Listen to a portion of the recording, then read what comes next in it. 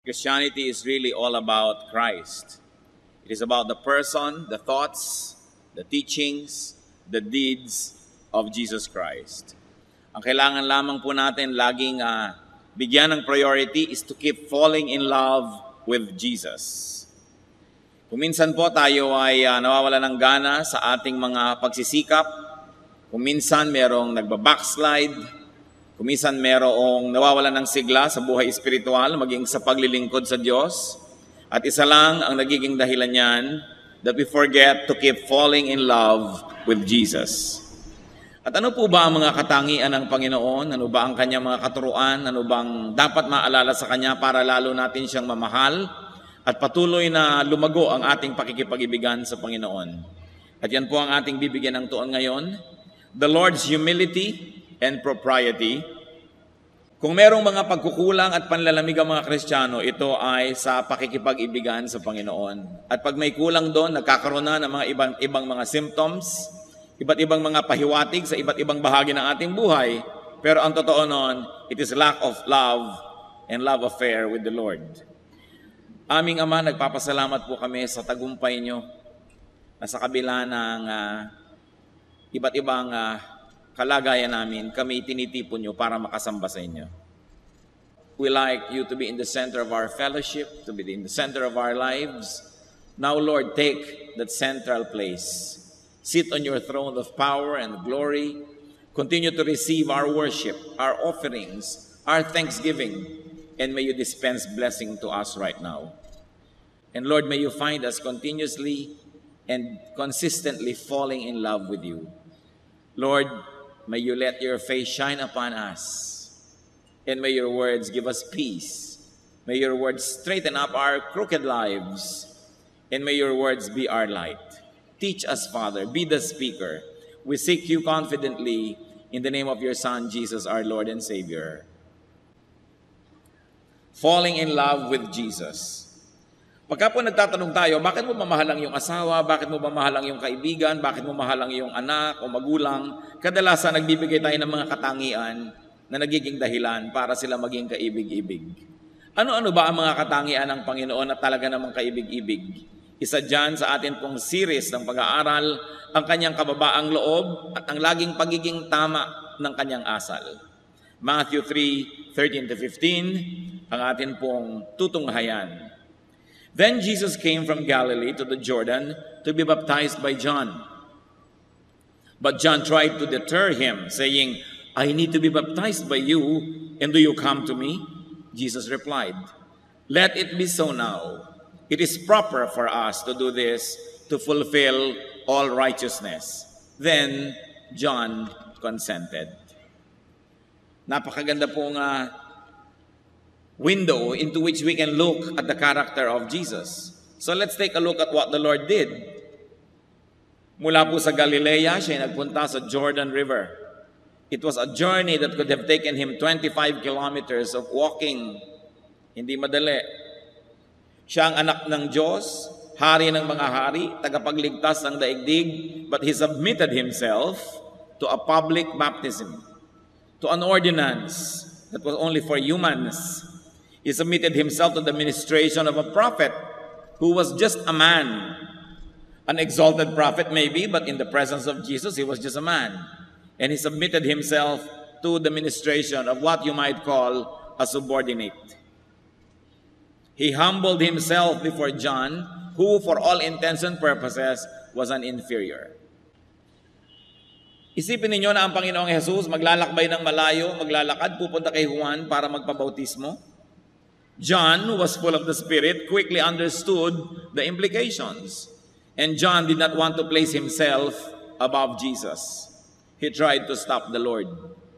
Nung makita ni Juan na eto ang Panginoon at magpapabautismo sa kanya, sabi, naku, hindi po yata tama ito. Hindi bagay. Pinigil ni John, subalit hindi napigil ang Panginoon. Sabi ng Panginoon, hayaan mo na. Tuplin natin ang lahat ng mga tamang gawin. At least for now, let us do all of this because this is proper.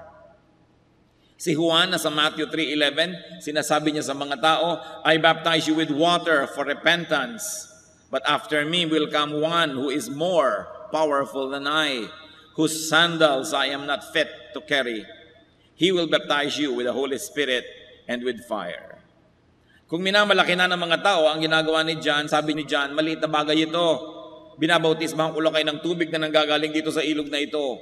May kasunod ako, may darating na pinaghahawian ko ng daan. Siya ang the real thing, sabi niya. Siya ang magbabautismo sa inyo ng Espiritu Santo at ng apoy. Siya ang tutupok ng inyong mga kasamaan at mga karumihan at maglilinis sa inyo na hindi ako karapat-dapat na bitbitin ang kanyang sapin sa paa. Pagkatapos, narito ngayon ang Panginoong Jesus, magpapabautismo kay John, baligtad. But Jesus insisted. For now, sabi niya, sige na. It is proper and in order to complete the requirements. It is the proper, the correct, the beneficial thing to do at this time. So what can we learn about the Lord here? That the Lord was proper. He was proper. He obeyed the rules. He did not seek VIP treatment. And He showed and He led the way. Sabi naman niya sa John 14:6, I am the way. His way is the way. It is not just a way among many ways. It is the way. Kaya nakikita natin dito, napakagaling niya. Kung saan niya pinapupunta at pinadadaan ang kanyang mga tagasunod, ang kanyang mga anak, nauna na niyang daanan. Maging ang pagsunod sa tubig ng bautismo, sinunod niya. Wala siyang ipinagagawa sa atin na di niya naunang gawin. Wala siyang kabanalan, pagtitiis, pagsasakripisyo na hinihingi sa kanyang mga anak na hindi na niya naunang ginawa pa. Sa katunayan, may mga ginawa siyang hindi na niya ipinagagawa sa atin. Tulad ng mamatay sa krus, mapako doon. Ginawa na niya para sa atin. Subalit may mga ginawa siyang marapat lang sundin at sundan ng lahat ng kanyang mga anak. 1 Peter 2:21, to this you were called, because Christ suffered for you, leaving you an example that you should follow in His steps. Kaya maging sa simpleng-simpleng pagsunod sa tubig ng bautismo, tayo ba'y nakasunod na dyan? O do we think we're exempted? Kung ang Panginoong Jesus, na hindi naman niya tunay na kailangan yun, ay nagpasailalim sa pagbabautismo, lalo naman ang kanyang mga anak. At lahat ng kanyang pinadadaanan, pwedeng pagkatiwalaan. We can trust the map that Jesus gives us because He had passed that way Himself. Kumisan po, meron akong nakitang mapa, dito ka makakarating, may note, 2 kilometers before the Catholic Church. Paano kung malalaman na 2 kilometers na before the Catholic Church? Before nga. Naiintindihan nila dahil taga-ron sila. Meron pang kalsadang putol to poblasyon. Pero doon ka pupunta. Paano kung malalaman na yung kalsadang yun ng to poblasyon kung hindi naman ako taga-poblasyon? Mahirap sundin ang mga mapa, lalo't ginagawa ng mga tao na hindi user-friendly ang pananaw. Pero ang mapa na ibinibigay sa atin ng Panginoon, dinaanan niyang lahat na test na niya. So alam niya, pwedeng pagkatiwalaan yun. Pag sinabi ni Lord, lumiko ka sa kanan, dumiretso ka, umakyat ka, sundin, dahil nadaanan na niya. Kung ano pa man ang mga makikita niyo mga kapatid sa Biblia, mga katuruan ng Diyos, sinasabi niyo parang hindi yata ito practical, parang mahirap ito sundin, magtiwala dahil ginawa na ng Panginoon yon. Now, sa simpleng ginawa ng Panginoon na pagsunod sa tubig ng bautismo, may mga malalalim na katuruan na maaari nating makita.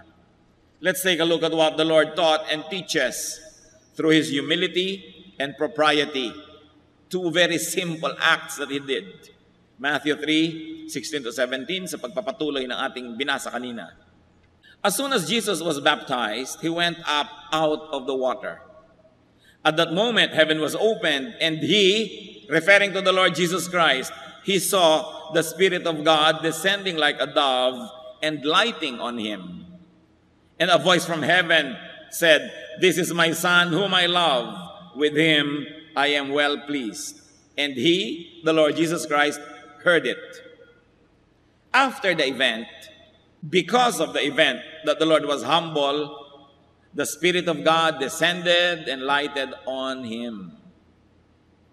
And the Father in heaven affirmed Jesus as His Son, beloved by Him, pleasing to Him. Jesus saw and heard these wonderful events. His humility and correctness made him see and made him hear. Tayo po ba nakakakita ng dapat makita? Nakakarinig ng dapat marinig? Maaaring may mga bahagi ng ating buhay na merong dapat na tayong nakita, karunungan, realization, katotohanan, pero hindi natin nakita dahil tayo nagmamataas. Maaaring merong pagtutuwid, direksyon na ibinibigay, pero hindi natin marinig dahil tayo binibingi ng ating mga kataasan, mga kayabangan. Pag tayo hindi na lumalagay sa lugar, sobrang taas ng pagtingin sa ating sarili, nabubulag tayo sa mga dapat makita. Nabibingi tayo sa mga dapat marinig. But the Lord's humility exalted him. Luke 18:14, everyone who exalts himself will be humbled, and he who humbles himself will be exalted. Nangyayari na po ito sa sanlibutan, subalit ang malungkot, kuminsan ay nangyayari pa rin maging sa mga anak ng Diyos, maging sa mga lingkod ng Diyos, na itinataas ang kanilang sarili, higit sa dapat nilang kalagyan, at least for that moment. Dapat ganito ako, dapat ako bigyan ng church ng kotse, dapat bigyan ako ng laptop, dapat bigyan ako ng malaking bakasyon, bigyan ako ng allowance, bigyan ako ng ganyan at ganito. Pero tingnan mo, may bunga ba? Ano ang bunga? Wala namang bunga, ay gustong pumitas. Kasi nagmamataas, itinataas ang sarili. Dapat by now ay ganito na ako, dapat ay umasenso na ako. Wala po bang Diyos sa langit na nakakakita ng lahat ng bagay? Isang Diyos na makatarungan na hindi ka ba niya bibigyan ng dapat mong matanggap kung talagang karapat-dapat? But a person can only known by his fruits. Sabi ni Lord, you will know them by their fruits. Huwag kayong padadaya sa mga pangako. Huwag kayong padadaya sa mga magagandang salita. Huwag kayong mga padadaya sa nakikita niyong potential, sapagkat potential parang yon. Sinusukat ang isang tao, lalo't ang Kristiyano, lalo't ang lingkod ng Diyos sa kanyang bunga, sa kanyang nakaraan, hindi sa kanyang ipinapangakong darating pa lang. Kasi baka tayo matanso, maraming mga tubog sa ginto. Akala mo ginto, pero hindi pala. Nung nabasa ng suka, nalaman mo, tanso. Sapagkat itinataas ang sarili, nakabaligtaran ng nakakapagpalugod sa Diyos. Humility, propriety pleases the Father in heaven. Dahil ang Panginoong Yesus ay nagpakambaba, nadinig niya ang tinig ng Ama sa langit, ikaw nga ang anak kong kinalulugdan ko't aking pinakamamahal. At ang Espiritu ng Diyos ay lumapag sa kanya na mistulang kalapati, napuspos siya ng Espiritu. Nakikita, nadidinig yung patotoo ng langit na ito nga'y kinalulugdan ng Diyos. Baka tayo'y madaya, mga kapatid. Kailangan nakikita at nadidinig na kinalulugdan nga ng Diyos ang ating pagtitiwalaan. At yan ay nakikita sa bunga. At anong unang-unang bunga? Humility. Pagpapakumbaba, hindi pagtataas sa sarili. Hindi pagpuri sa iba at pamimintas sa bala ng nakapaligid. Hindi sa pagputol ng ulo ng mga nasa paligid para ikaw ang matirang pinakamataas at matangkad dahil pinugutan mo ng ulo ang iyong mga katabi. Hindi natutulog ang Diyos sa langit. Siya'y may katarungan at ibubunyag niya ang lahat ng ating mga kayabangan, ang ating mga kapalaluan, ang ating mga pagmamataas. May itinuturo dito ang Panginoon sa atin sa pagpunta niya kay Juan Bautista. Go to your John the Baptist. Go to the Lord's prophet, to the Lord's anointed, go to the Lord's instrument. Siya ang pupuntahan, hindi siya ang papupuntahin sa atin. Mahirap ba sa Panginoong Jesus na sabihin, tawagin niyo si John at bautismohan ako dito. Pero siya ang nagsadya. Siya pa nga ang anak ng Diyos. Pero siya ang nagsadya doon sa lingkod ng Diyos. 2 Kings 1, 9-10, meron pong isang haring palalo. Ang lakas ng loob na ipatawag ang propeta. Then he sent to Elijah a captain with his company of 50 men. Biro nyo, isang kapitan sa hukbo at may kasamang 50 sundalo. The captain went up to Elijah who was sitting on the top of a hill and said to him, "Man of God, the king says, come down." Sabi ng kapitan, "Lingkod ng Diyos, pinatatawag ka ng hari, manaog ka." Elijah answered the captain, "If I am the man of God, may fire come down from heaven and consume you and your 50 men." Then fire fell from heaven and consumed the captain and his men. Isipin ninyo. Sabi niya, lingkod ng Diyos, bumababa ka dyan, pinapatawag ka ng hari. Sabi naman ng propeta, kung totoo ang sinabi mo na ako'y lingkod ng Diyos, kung ganoon ako'y pinagpapalat pakikinggan ng Diyos, nawa ay umulan ng apoy at masunog kayong lahat dyan. And instantly, umulan ng apoy at nasunog nga silang lahat.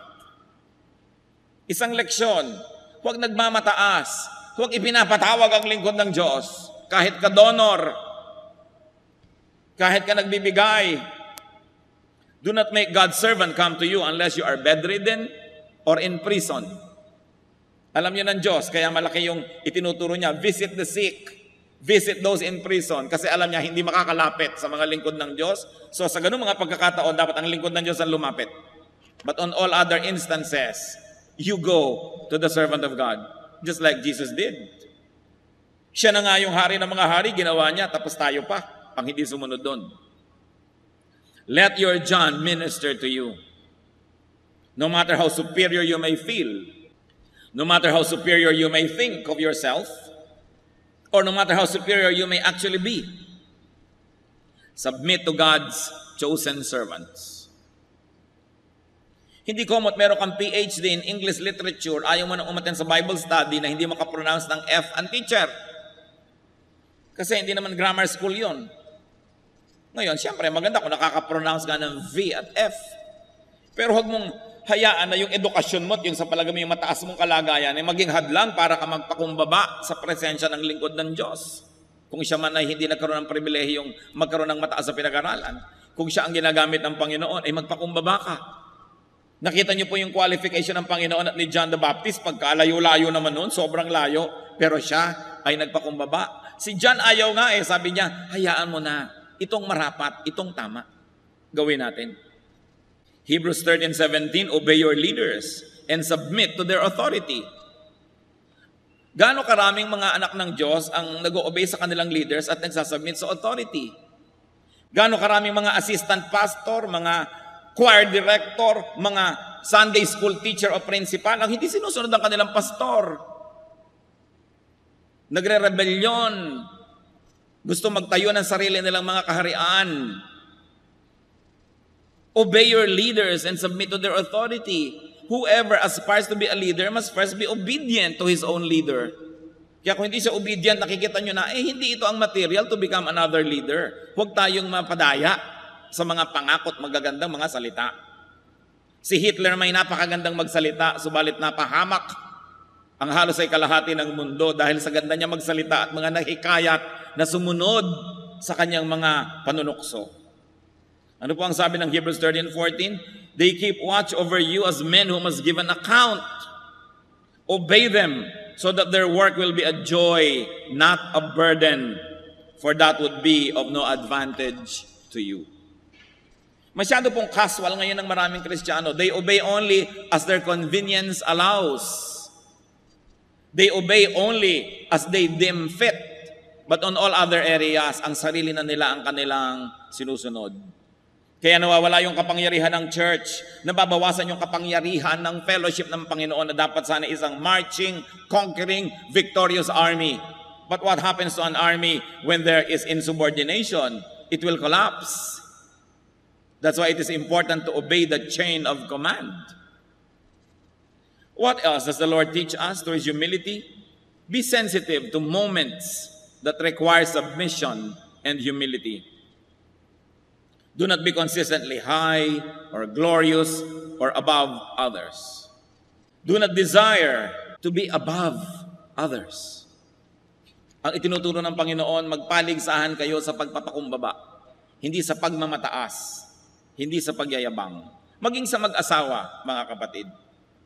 Hindi ba higit lalo kayong mai-inlove sa inyong asawa kung siya'y mapagpakumbaba sa inyo? Hindi ang yabang-yabang niya.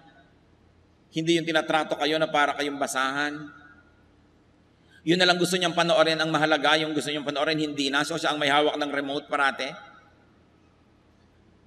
Naranasan niyo na bang iabot sa inyo ng asawa, eto ang remote darling, ikaw naman ang masunod. Hindi. Ako nagbabayad ng kuryente. Ako may hawak ng remote. No? Naging mas mahalaga na ba sa inyo kung anong ayaw niya, giniginaw na pala siya, gusto niyong temperature ng aircon, kayo naman gusto niyo parang nakano kayo sa Alaska. So magbalot ka dyan, gusto ko malamig. Hindi ba nawawalan yung pag-ibig, unti-unting nababawasan ng konti-konti, pero patuloy na nangyari yan, araw-araw, linggo-linggo, buwan-buwan, taon, mamaya, gusto na makipaghiwalay sa inyo? Kasi wala nang mahanap na iibigin. But if we outdo one another in being humble, especially mag-asawa, sa palagay ko, 99% ng mga paghihiwalay mababawasan. Yung pagpapaka-humble. Hindi pagka nagagalit na, nagsusumbatan. Ako ang kumikita dito, dinampot lang kita sa lusak. Nagsusumbatan. Ang ganda-ganda ko nung araw, pinakasalan kita, itong nangyari sa akin. Kaya nawawala ang pag-iibigan because people become proud. Romans 12:3, do not think of yourself more highly than you ought, but rather, think of yourself with sober judgment. Ibig sabihin ng sober, yung hindi laseng. Sabi yung iba, laseng ang pagsukat nila sa sarili. Nalalasing sila, hindi tama ang kanilang judgment. Akala nila ang taas-taas nila. Akala nila ang runong-runong nila. Akala nila ang galing-galing nila. Sabi, think of yourself with sober judgment in accordance with the measure of faith God has given you. So mahalaga po, lagi tayong magpakumbaba. Pwedeng magaling na magaling tayo sa isang area of our life, pero on all other areas, may mas magaling na sa atin.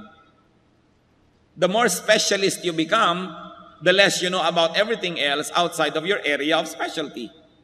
Kaya dapat mas magiging humble ka pa. May 3 kang buhol-buhol na PhD, mas maging humble ka. Siguradong wala ka ng oras para pag-aralan ng ibang bagay. So sa mga bagay na yun, mangmang ka. Kaya dapat tayo ay mapagpakumbaba. What else does the Lord teach us? Be proper. Lumagay sa lugar. Kung ikaw ay may organisasyon, ikaw ay isang may sinusundan, maging masunurin. Meron ka ng mga pinamumunuan, mamuno ka talaga. Hindi ka naman makapamuno.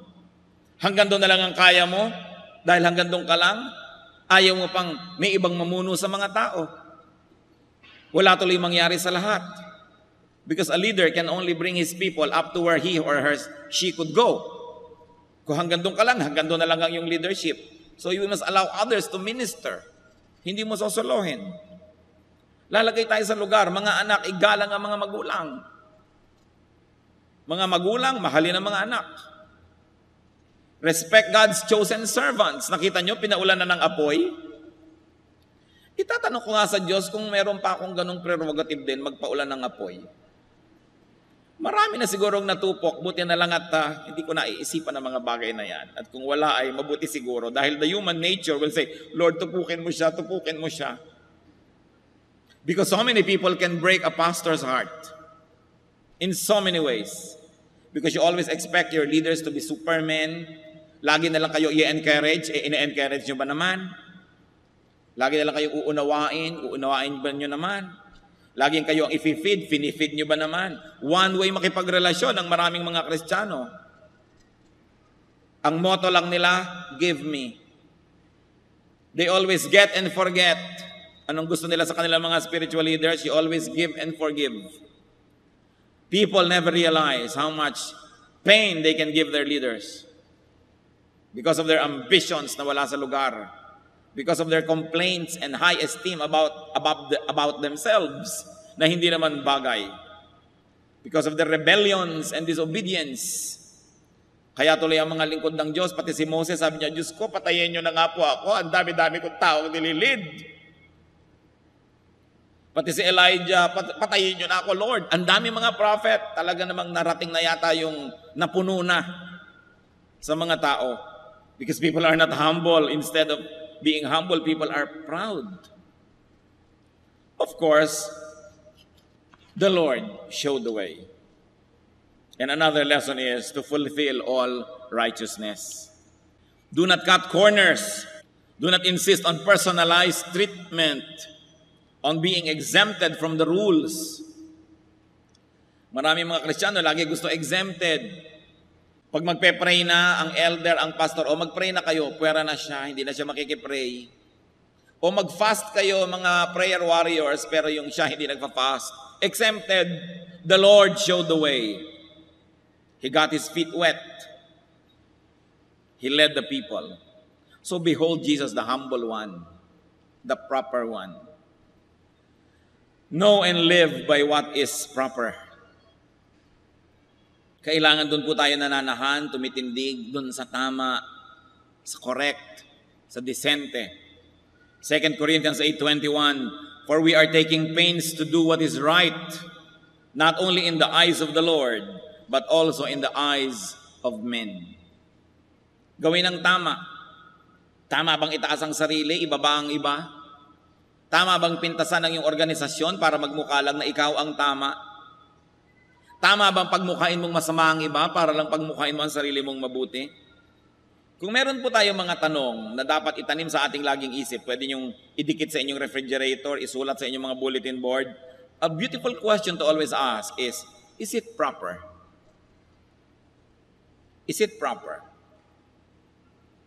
Merong isang rebellious teacher, merong isang rebellious na assistant, merong isang rebellious na ganito. Is it proper to support them? Is it proper? Tama ba? Yun ang itanong. Is it the proper way? May nagmamataas, papalakihin mo palalo yung ego. May nagrereklamo, lalo mo pang susulsulan. May nagagalit, lalo mo pang gagalitin. Is it the proper way? Or should we give balance? Kaya kung minsan may mga tao nagpapakounsel sa inyong lingkod, kung minsan gusto na yatang sumama ang loob, akala laging kinakampihan ko yung kanilang isinusumbong. Pero di ba yun ang tama? Pag may nagsusumbong sa'yo, pag may nagagalit, bigyan mo naman siya ng balance, bigyan mo naman, baka naman hindi ganon, baka ganito naman yung ibig sabihin ng kinakalaban mo. Hindi yung gusto mo lang kampihan ka ng kampihan ng kampihan. At siyempre, pag yung kabila naman ng kausap, ganon ka rin naman. May kabutihan naman siguro ito, isipin mo rin, baka naman nagkakamali ka. Maliban na lang ang gusto niya sa counselor, sul-sol. At kakampihan kayo lagi agad. Di hindi tayo nagka-balance. Kaya ba nagpapa-counsel, tatanungin ko, teka muna kapatid, gusto mo bang humingi ng payo o gusto mong humanap ng kakampi? Linaw-linawin mo kung anong pakay mo. Kasi kung kakampi lang ang hanap mo, hindi ka dito dapat maghanap. Maghanap ka sa iyong mga kayong mag-anak. Alam niyo naman, maraming ka mag-anak, bulag. Kahit ano na ang ginagawang kasamaan ng mga anak, kakampi pa rin. Kahit anong kamalian. Nakakita na ba kayo ng magulang na yung anak ko kasi masama na-influence tuloy yung mga kabarkada niya? Wala pa akong nadinig na ganun. Mabuti ang anak ko, masama ang mga kabarkada niya, siya ang na-influence. Siyempre yung mga magulang naman ng kabarkadang yun din na sinasabi, mabuti ang anak ko, yung kabarkada na yun ang masama. Dapat ang mga magulang hindi bulag. Maraming mga kasamaan ng ating mga anak ay hindi tuloy na puputol, hindi na itatama dahil kinukonsente. Lagi na lang inuunawa. But look at the Lord Jesus Christ. His humility teaches us that if we are wrong, we are wrong. If our children are wrong, let's admit it. Hindi lagi natin yan na ipaglalaban. Hindi natin kailangan ng kakampi. Ang kailangan natin yung katotohanan, yung tama, yung mabuti. So the Lord, the Lord is really very lovable. What He did by going to John accomplished another thing. He honored and endorsed John. Si John ba naman na mula pa sa pagkabata ay nagtitiis na hindi kumain ito, hindi uminom noon, hindi gawin ito dahil siya isang lingkod ng Diyos? So the Lord endorsed him before everybody. Look, I am Jesus of Nazareth, the Son of God, but I submit to His baptism. In-honor niya yung lingkod ng Diyos. Of course, a practical lesson we can learn is to honor God's faithful servants. Remember, faithful servants. Hindi lahat ng servants faithful. 1 Timothy 5:17, the elders who direct the affairs of the church well. Merong well, Hindi basta nagdidirect.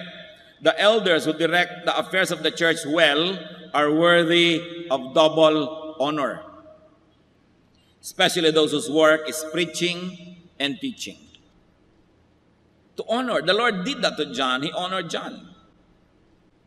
Kaya tayo po, kung sinasabi nyo, great kayo, marunong kayo, magaling, the truly great can do good by lifting others with their attention, with their presence, with their recognition. Kung kinikilala kayo ng lipunan na achiever, mahusay, magaling, tapos nagsasubmit kayo sa isang Bible study leader na maaaring simpleng tao, at least during the Bible study, no? Binibigyan nyo siya ng encouragement. Binibigyan nyo siya ng dangal sa harap ng maraming tao. Pero yung hihiya-hiyain ninyo, sa palagay nyo, mas marami kayong alam, paglalaroan ninyo at lilituhin nyo nagtuturo sa inyo, kaya marami tuloy natatakot magturo. Then you don't advance the work of God. If there is really glory in your personality, if that is really possible at all, rub your gold on others. Kung kayo isang mahal na tao, by attending a Bible study, you glorify the group and you honor the leader. Nakakatulong kayo. Kaya bilib na bilib po ako sa ilang mga taong talagang dapat ay kinikilala na sila, bantog na bantog. Halimbawa si Dr. Lucrecia Casilag, National Artist for Music. Pero kitang-kita ko po siya sa kanyang mga kilos, kung may mga struggling musicians, mga nag-uumpisang musical groups, pupunta siya, makikinig, a-attend, dadalo. Hindi siguro para matuto pa siya dahil napakarami na niyang alam, pero kung ano man ang meron siya na dangal, inililipat niya doon sa kanyang pinupuntahan para umattend siya. If you think you're a very important person, then you should go to events that are not so important so that you can give importance to it and so that you can encourage people. It is important to be like that, to be supportive. Meron naman akong isang kilala na sikat din on a national level sa pagsasayaw. Pagkatapos merong isang nag-uumpisa palang magturo nung sayaw sa isang seminar. Pagkatapos magturo, tumayo siya at sinira niya lahat yung itinuro noon. Sabi niya, ako ang authority, hindi ganyan, ganito dapat. Nakasbasag siya ng puso ng isang nag-uumpisa pa lamang. Hindi naman ikamamatay yung nadinig ng mga nakinig, hindi niya kailangang ibahin doon sa oras na yun mismo. Ito'y maling paggamit ng authority or glory. If you think you are very good, encourage those who are just starting. Don't kill their enthusiasm. Kaya mahalaga yung pagiging mapagpakumbaba.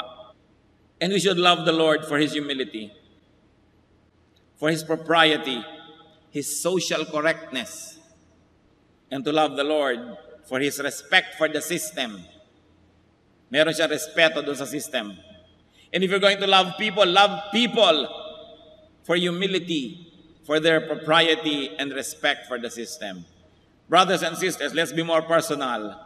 Let's be more lovable by being humble ourselves, by our correctness and properness, by our respect for the system. Let's be like Jesus.